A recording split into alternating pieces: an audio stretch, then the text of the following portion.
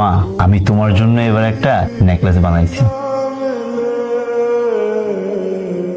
কি ব্যাপার শাশুড়ি আম্মা, আপনার ছেলে কই? ওনারে তো দেখতাছি না। ও তো একটু বাইরে গেছে। গলার হারটা আমার একটু খুলে দেন। আমার ছেলে এত শখ করে আমার গয়নাটা দিছে, তুমি নিয়ে যাবা? মায়ের নেকলেসটা না? হ্যাঁ, এটা তো মায়েরই নেকলেস। তোমার ঘরে আসলো কিভাবে? তুমি তো মাকে শখ করে গহনাটা দিছিলা, কিন্তু মা যে গহনাটা কোথায় রাখবে, কিভাবে রাখবে সেটা বুঝে উঠতেই পারতেছিল না।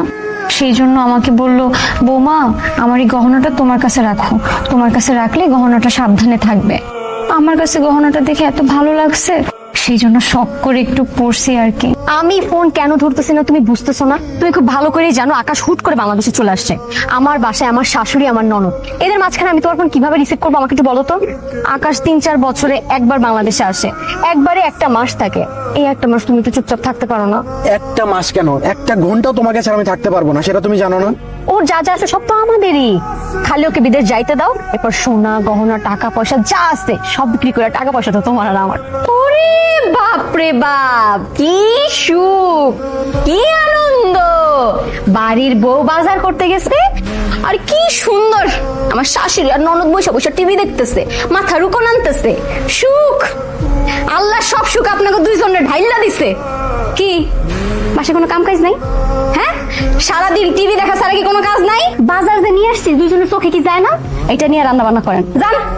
যদি কোনোদিন আপনার পোলা কিংবা তোর ভাই বুঝতে পারে যে আমি তোদের সাথে এই ধরনের ব্যবহার করতেছি, আমার কিন্তু খাওয়ানোর সাথে বিষ মিশিয়ে দিতে এতটুকু খারাপ লাগবো না।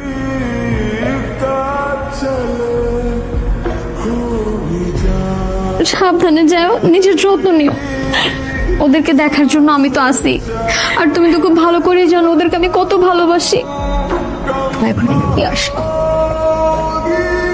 কি ব্যাপার, আপনারা আবার আসছেন কেন? ভালোভাবে বলছি সেই জন্য ভয় লাগে নাই, তাই না? মুখ দিয়ে বলছি তো, তাই কাজে আসে নাই। এখন হাত দিয়ে দেখাইলে না বুঝা যাবেন আপনারা।